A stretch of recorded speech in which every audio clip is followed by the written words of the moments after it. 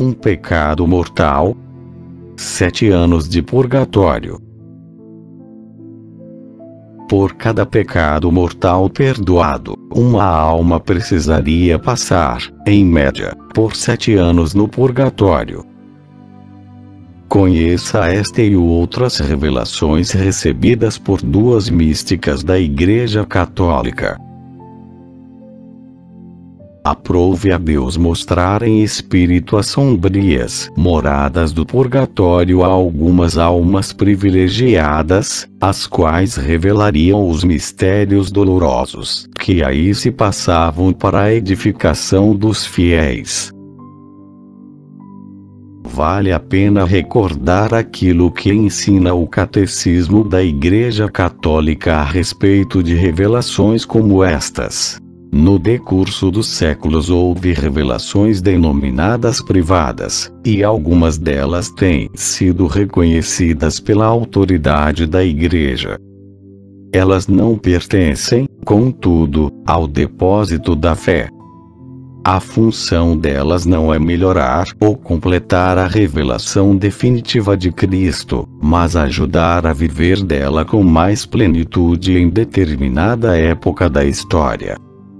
Guiado pelo magistério da Igreja, o senso dos fiéis sabe discernir e acolher o que nessas revelações constitui um apelo autêntico de Cristo ou de seus santos à Igreja. Foi deste número a ilustre Santa Francisca, fundadora das Oblatas, que morreu em Roma, a 9 de março de 1440. Deus a favoreceu com grandes luzes a respeito do estado das almas na outra vida. Ela viu o inferno e os seus horríveis tormentos. Viu também o interior do purgatório e a ordem misteriosa, quase como uma hierarquia de expiações, que reina nesta parte da Igreja de Jesus. Em obediência a seus superiores, que se viram obrigados a lhe imporem esta obrigação, ela deu a conhecer tudo quanto Deus lhe havia manifestado. E suas visões, escritas a pedido do venerável cônego Matiotti, seu diretor espiritual, gozam de toda a autenticidade que se pode desejar nessas matérias. A serva de Deus declara que, depois de ter suportado com horror indescritível a visão do inferno, saiu daquele abismo e foi conduzida por seu guia celestial até as regiões do purgatório. Ali não reinava nem o terror nem a desordem, nem o desespero nem a escuridão eterna. Ali a esperança divina difundia sua luz, de modo que, como lhe disseram, este lugar de purificação também era chamado de estadia de esperança. Ela viu ali almas que sofriam cruelmente, mas anjos as visitavam e assistiam em seus sofrimentos. O purgatório, ela dizia, é dividido em 3 partes distintas, que são como que as 3 grandes províncias daquele reino de sofrimento. Elas estão situadas uma abaixo da outra, e são ocupadas por almas de diferentes ordens, estando estas mais profundamente submersas, quanto mais contaminadas e distantes estiverem da hora de sua libertação. A região mais baixa é repleta de um fogo violento, mas não tão obscuro quanto o do inferno. Trata-se de um vasto mar de fogo, do qual são expelidas chamas imensas. Inumeráveis almas encontram-se mergulhadas nessas profundezas. São aquelas que se tornarão culpadas de pecados mortais, devidamente confessados, mas não suficientemente expiados em vida. A serva de Deus então aprendeu que, por cada pecado mortal perdoado, resta a alma culpada passar por um sofrimento de 7 anos. Importante frisar: O título desta matéria diz respeito aos pecados mortais devidamente confessados, dos quais a alma, antes de morrer, efetivamente se arrependeu. Caso contrário, a pena devida por eles não é o purgatório, mas o inferno. Esse prazo não pode evidentemente ser encarado como uma medida definitiva, mas como uma pena média, já que pecados mortais diferem em enormidade. Ainda que as almas estejam envoltas pelas mesmas chamas, seus sofrimentos não são os mesmos. Eles variam de acordo com o número e a natureza dos pecados cometidos. Neste purgatório, mais baixo, a santa notou a presença de leigos e de pessoas consagradas a Deus. Os leigos eram aqueles que, depois de uma vida de pecado, tiveram a alegria de se converterem sinceramente. As pessoas consagradas a Deus eram aquelas que não haviam vivido de acordo com a santidade do seu estado de vida. Naquele mesmo momento, ela viu descer a alma de um sacerdote conhecido dela, mas cujo nome ela não revela. O padre tinha a face coberta com um véu que escondia uma mancha. Embora tenha levado uma vida edificante, este padre não havia sempre observado com rigor a virtude da temperança, tendo procurado muito ardentemente as satisfações da mesa. A santa foi conduzida então ao purgatório intermediário, destinado para as almas que haviam merecido um castigo menos rigoroso. Aí havia 3 distintos compartimentos.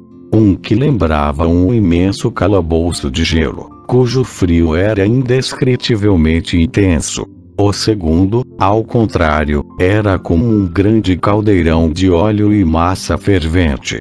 O terceiro tinha a aparência de um lago de metal líquido semelhante a ouro ou prata fundidos.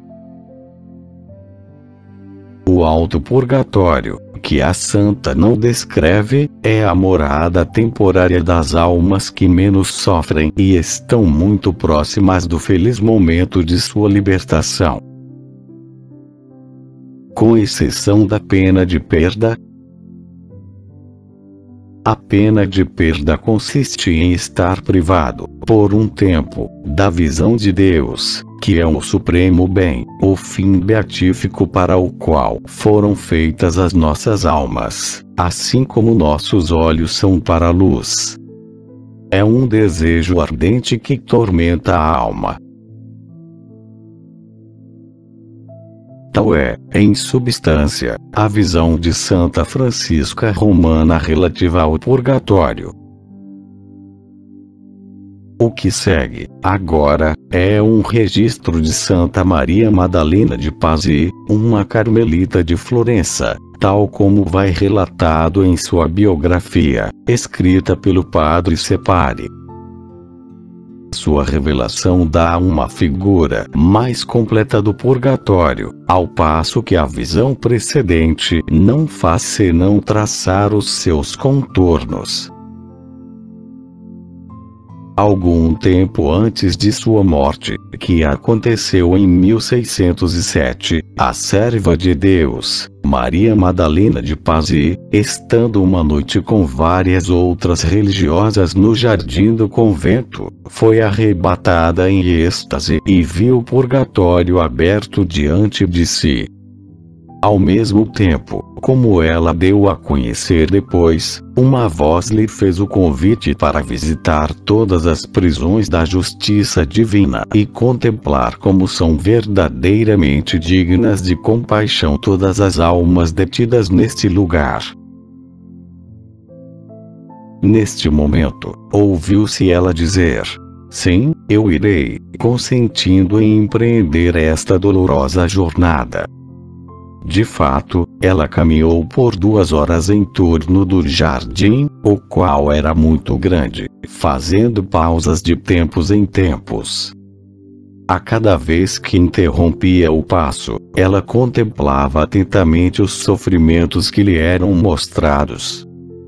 Ela foi vista, então, apertando com força as mãos e pedindo compaixão. Seu rosto tornou-se pálido e seu corpo curvou-se sob o peso do sofrimento, em presença do terrível espetáculo com o qual ela se confrontava.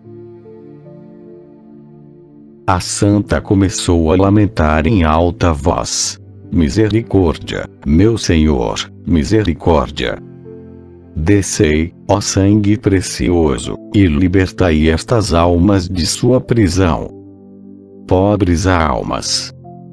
Sofreis tão cruelmente, no entanto, estais tão contentes e alegres. Os cárceres dos mártires, em comparação com estes, eram jardins de deleite. Não obstante, existem outros ainda mais profundos. Quão feliz sorte seria a minha, se não fosse obrigada a descer para esses lugares." Ela desceu, no entanto, porque foi forçada a continuar seu caminho.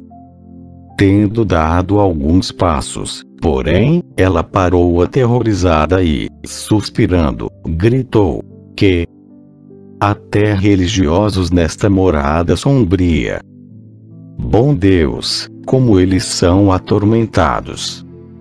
Ah, Senhor!" A santa não explica a natureza dos sofrimentos que tinha diante dos olhos, mas o horror que ela manifestava ao contemplá-los fazia com que ela suspirasse a cada passo que dava. Daí ela passou a lugares menos obscuros. Eram as prisões das almas simples e de crianças, nas quais a ignorância e a falta de razão extenuaram muitas faltas. Seus tormentos pareciam à santa muito mais suportáveis que os das outras pessoas. Nada havia ali a não ser gelo e fogo.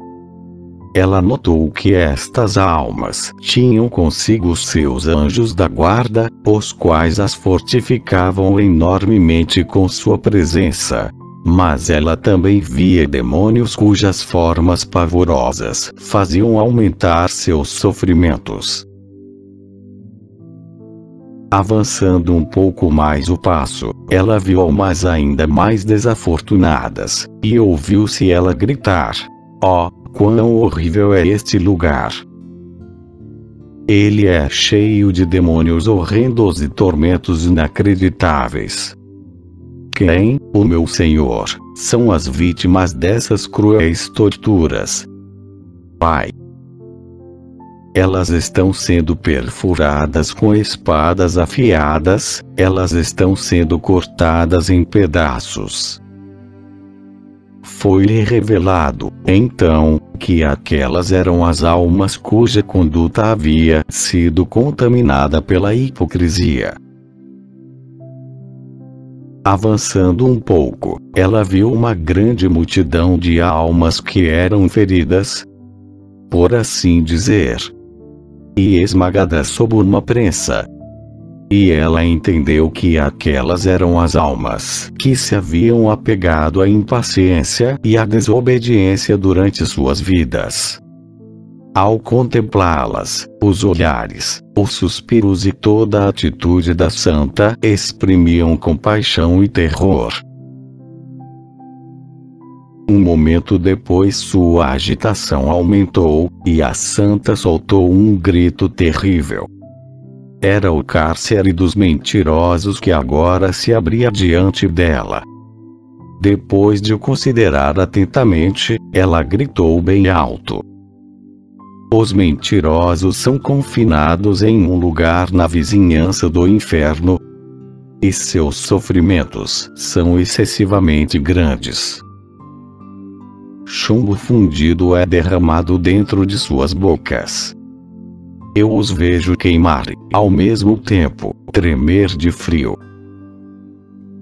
Ela foi então à prisão daquelas almas que haviam pecado por fraqueza, e ouviu-se ela exclamar: Pai! Eu havia pensado que os encontraria entre aqueles que haviam pecado por ignorância, mas eu me enganei. Vos queimais com um fogo mais intenso. Mais adiante, ela observou almas que se haviam apegado demais aos bens deste mundo e haviam pecado por avareza. Que cegueira, ela disse. Ter buscado tão ardentemente uma fortuna perecível. Aqueles a quem as riquezas não puderam saciar o suficiente, aqui são devorados com tormentos. Eles se fundem como metal na fornalha ardente. Daí ela passou ao lugar onde as almas aprisionadas haviam se manchado com a impureza. Ela as viu em um cárcere tão sujo e pestilento que a visão lhe deu náuseas, e ela imediatamente deu as costas àquele espetáculo repugnante. Vendo os ambiciosos e os orgulhosos, ela disse: Vede aqueles que quiseram brilhar diante dos homens. Agora estão condenados a viver nesta escuridão pavorosa. Foram-lhe mostradas, então, aquelas almas que haviam sido culpadas de ingratidão para com Deus.